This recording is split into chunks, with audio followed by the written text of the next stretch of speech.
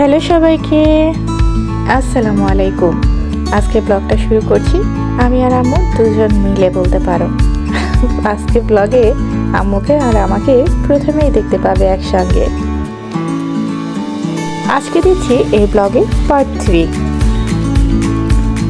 আমাদের এই বেড়াতে যাওয়ার ব্লগগুলো তোমাদের কেমন লাগছে প্লিজ কমেন্টস করে জানিও। আমি যদি একসঙ্গে পুরো ভিডিওটা দিতাম তাহলে ভিডিওটা অনেক বড় হয়ে যেত, যার কারণে আমি ভাবলাম এগুলোকে পার্ট পার্ট করে দিলে তোমাদেরও দেখতে সুবিধা হবে। আর মূলত সবগুলো ব্লগ দেওয়ার কারণ হচ্ছে আমি চাচ্ছি এই স্মৃতিগুলো ধরে রাখতে, যার কারণে প্রত্যেকটি খুঁটিনাটি অংশ আমি এই ব্লগে ইনক্লুড করার চেষ্টা করছি।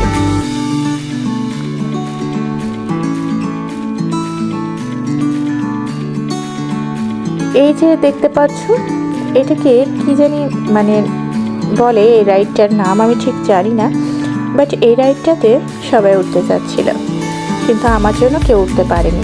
আমার ধারণা এই রাইডটাতে উঠলে সবার মাথা ঘোরাবে। আমি বলছিলাম যে শেষে যদি সবার মাথা ঘোরানো শুরু হয় তখন আর পুরো পার্কটা ঘুরে দেখতে পারবো না, মজা করতে পারবো না, এই আনন্দটা মিস হয়ে যাবে।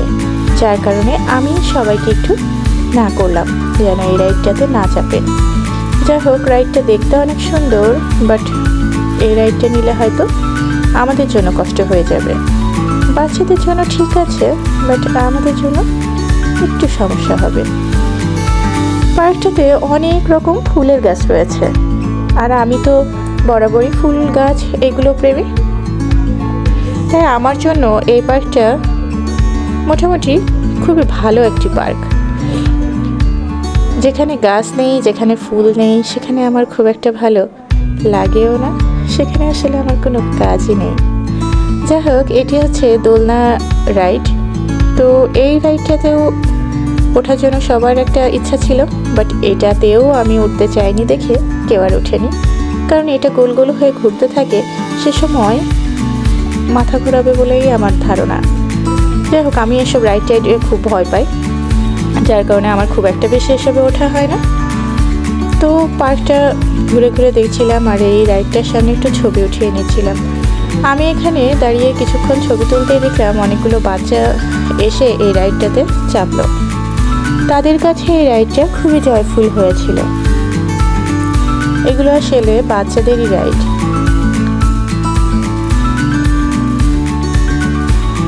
আম্মু এখানে আমার বেশ কিছু ছবি তুলে দিচ্ছিল।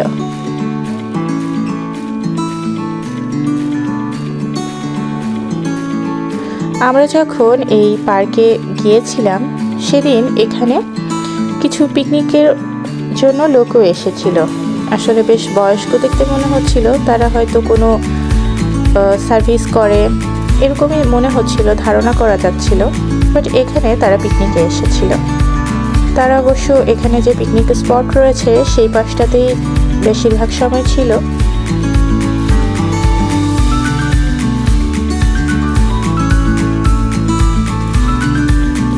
আমরা একটু ঘুরে দেখব বলে একটু আগে আগে এসেছিলাম,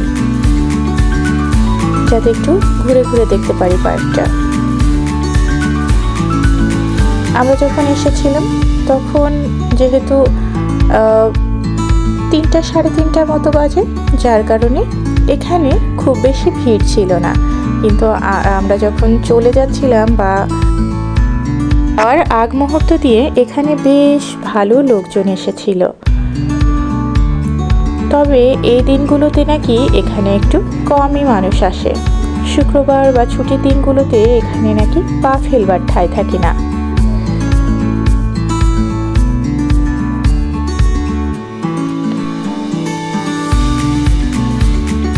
খালামণি, মামি এরা এখানে বেশ ভালো গল্প করছিল, নিজেদের নানা রকম সুখ দুঃখের কথাবার্তা বলছিল। আমি তাদের ছবি নিচ্ছিলাম, মাঝে মাঝে ভিডিও ক্লিপ নিচ্ছিলাম, মাঝে মাঝে আম্মু নিচ্ছিল আমার মামিদের ভিডিও ক্লিপ, ছবি। আসলে আমি ভেবেই রেখেছিলাম যে এই সুন্দর একটি মুহূর্ত যেহেতু আমরা পেয়ে গেছি, এই সুন্দর মুহূর্তটা দিয়ে একটা সুন্দর ব্লগ বানাবো। বাট এই সুন্দর মুহূর্তগুলো ধরে রাখতে রাখতে যে এত বড় হয়ে যাবে সেটা তো আর ভাবিনি।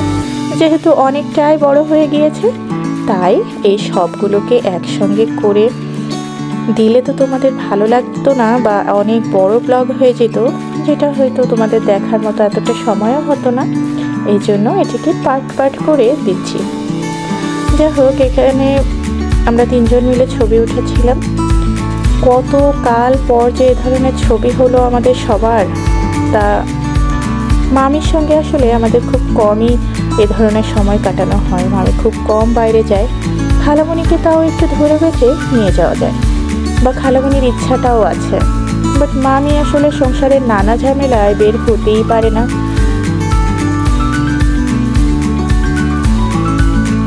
আমার আম্মুরও একই অবস্থা। বাসায় নানা কাজ, নানা ঝামেলা, আমাদের ভাই বোনদের ঝঞ্ঝাট, নানা রকম আবদার, সেগুলো মেটাতে মেটাতে আম্মুর আর বাইরে যাওয়াই হয়ে ওঠে না। আমি অনেক সময় খালামণির সঙ্গে এখানে ওখানে যাই, তবে আম্মুর খুব একটা বের হওয়া হয় না, মামিরও বের হওয়া হয় না। আম্মু আর মামি এই দুজন মানুষ হয়তো কয়েক বছর পর এরকমভাবে বের হলো, একটু নিশ্চিন্তে সময় কাটালো।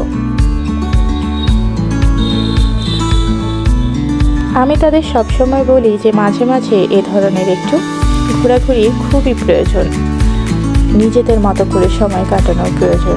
এতে করে অসুখ বা মানসিক যে ক্লান্তি আমাদের চলে আসে, একভাবে একই জায়গায় থাকতে থাকতে, একই রুটিন লাইফ লিড করতে করতে, সেটা থেকে কিছুটা বিরতি পাওয়া যায়।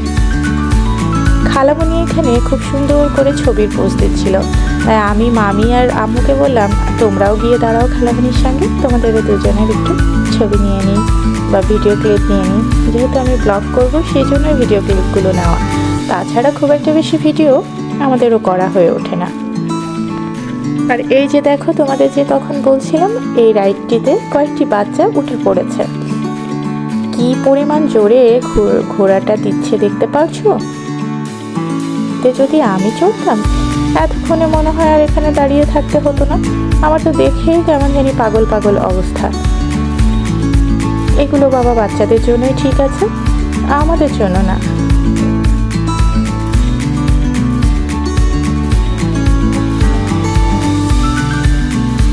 তবে এখানে বাচ্চা বেশ কমই ছিল। পুরো রাইডটা ভর্তি হয়ে বাচ্চা থাকলে আরও দেখতে সুন্দর লাগতো। আর এই যে দেখো, এই পাশটিতে, এই রাইডটিতেও হয়তো কেউ চেপেছে। আর এই রাইডটির ওপরে আবার দুজন আঙ্কেল বসে বসে, এই রাইডটি যেহেতু নৌকা স্টাইলের, তাই নৌকা চালাচ্ছে বলে মনে হচ্ছে। যাই হোক, তাদের দেখে আমার ভালোই লাগলো। এখানে আবার আম্মু আমার কয়েকটি ছবিও উঠিয়ে দিল।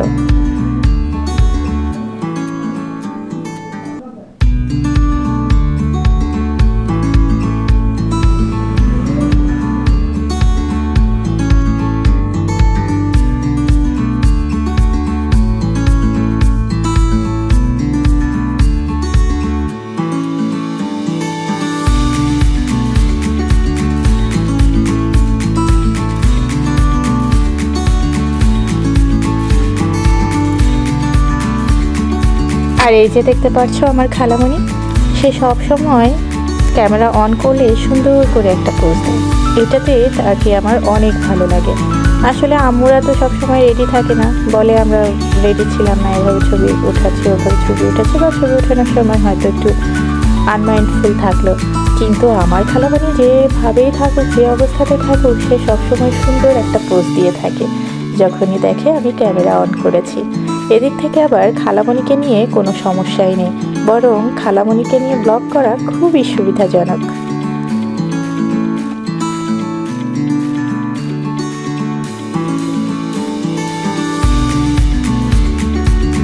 আমার খালামণি কিন্তু আমার আম্মুর বড়। আমার আম্মু সব ভাই বোনেদের ছোট, কিন্তু দেখো আমার খালামণি বড় হয়েও সব সময় পরিপাটি থাকে, যার কারণে তাকে আমার এত ভালো লাগে।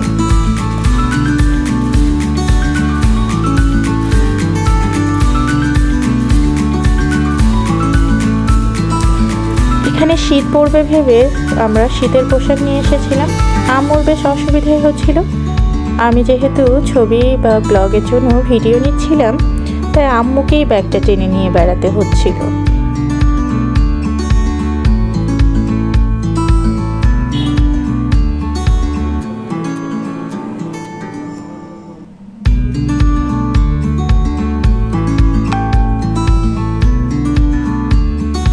আর এই যে দেখো আমার খালামণির পায়ে হঠাৎ করে ব্যথা শুরু হয়েছে। সে বলছিল যে সে হেঁটেই আসতে পারছে না, একটু কিছুক্ষণ বসেছিল ওই পার্কটাতে, যার কারণে সে এইটুকু আর হেঁটেই আসতে পারছে না। যা হোক, তবুও তার খুব একটা বেশি কষ্ট নেই আজকে। তার এই যে মানসিক আনন্দ, এই আনন্দে সে এই শারীরিক কষ্টটুকুকে অনেকটাই সহ্য করে নিয়েছে বা ভুলেই গিয়েছে হয়তো। এই যে দেখো, সে কিন্তু আবার হেঁটে চলে যাচ্ছে। তোমাদের তো আগেই বলেছিলাম, মাঝে মাঝে এরকম একটু নিজেদের মতো করে সময় কাটালে আমরা কিন্তু নানা রকম শারীরিক মানসিক ক্লান্তি থেকে একটু বিরত থাকতে পারি।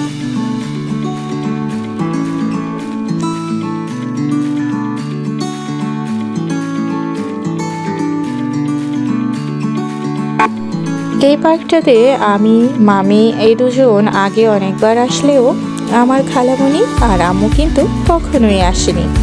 তারা আজকেই প্রথম এই যে এত সুন্দর একটা জায়গা আমাদের একদম বাসার কাছে রয়েছে, সেটা এত দিনে দেখতে পেল।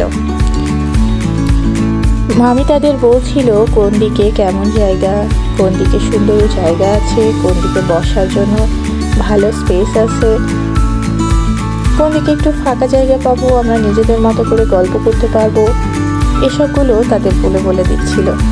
তারা সে অনুযায়ী গিয়ে সেখানে সময় কাটাচ্ছিল, বসছিল।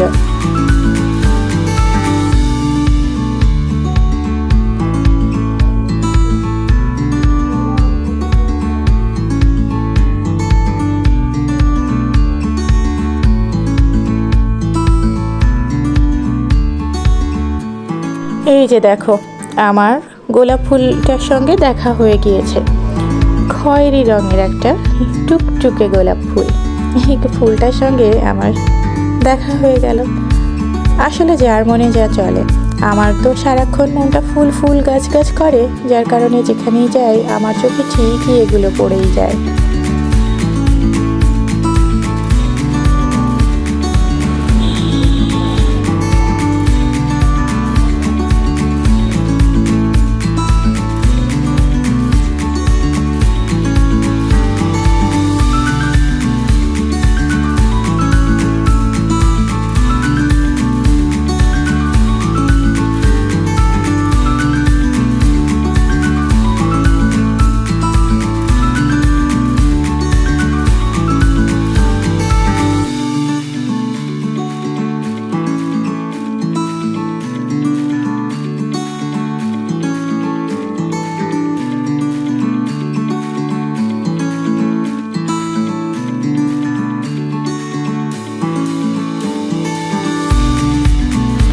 আমার ছোটবেলা থেকেই হলুদ গোলাপ ভীষণ পছন্দ, আর এখানে এসেও দেখা হয়ে গেল একটা বড় সড়ো রকমের হলুদ গোলাপ ফুলের সঙ্গে।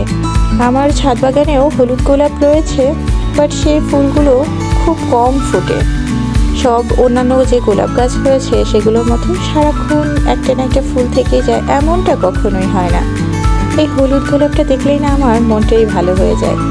আমার খুবই ভালো লাগে এই গোলাপ। আর এই যে দেখো, লাল টুকটুকে গোলাপ ফুল, এটাও অনেক সুন্দর। সব রঙই আসলে সুন্দর, আর সেই রঙগুলো যখন কোনো ফুলের রং হয় তখন তো সেগুলো আরও সুন্দর হয়ে ওঠে।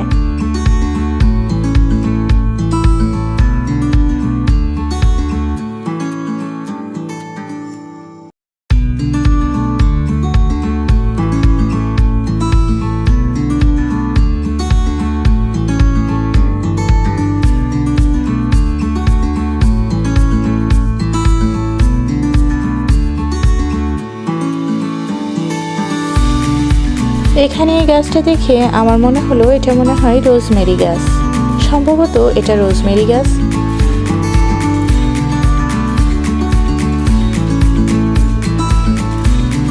পার্কের এই পাশটাতে রয়েছে বেশ কয়েকটি ঝর্ণা। তার মধ্যে এই ঝর্ণাটি সব থেকে বড়।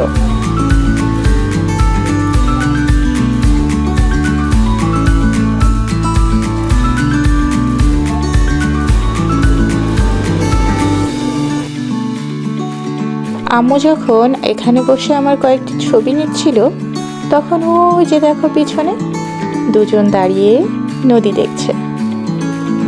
নিজেদের মধ্যেও নানা রকম গল্প সল্প করছে আর নদী দেখছে। এখানে পানিটা এত সুন্দর টলটলে যে আমার মনে হলো একটু হাত ভেজায়।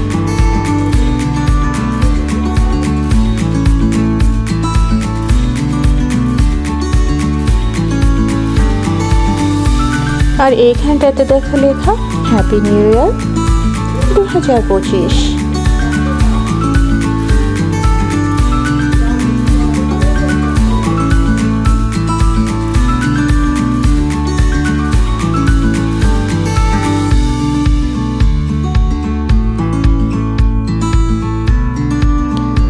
এখান থেকে নদীটা দেখতে আরো অনেক বেশি সুন্দর লাগছিল।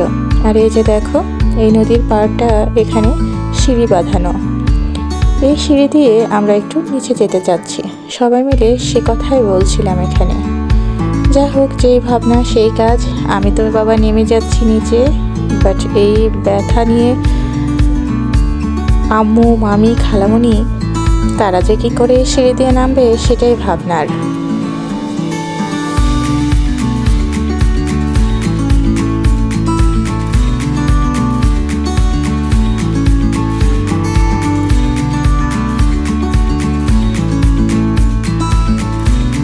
আমি এখান থেকে সবাইকে ডাকছিলাম, কিন্তু তাদের তো এই হাঁটুর ব্যথায় নিচে নামাই দেয়। আস্তে আস্তে করে তারা নামছিল।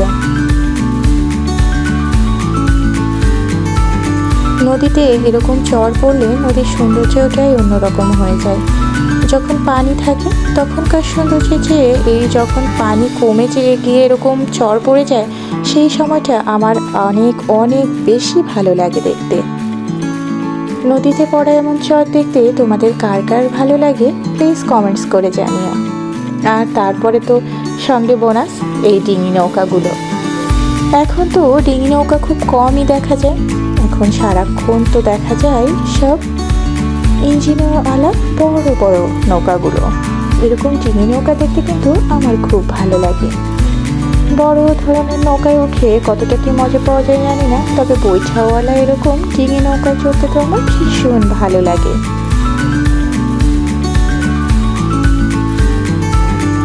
আমি সবাইকে ডাকছিলাম যে আসো, তাড়াতাড়ি আসো, আমরা সবাই মিলে নৌকায় উঠবো।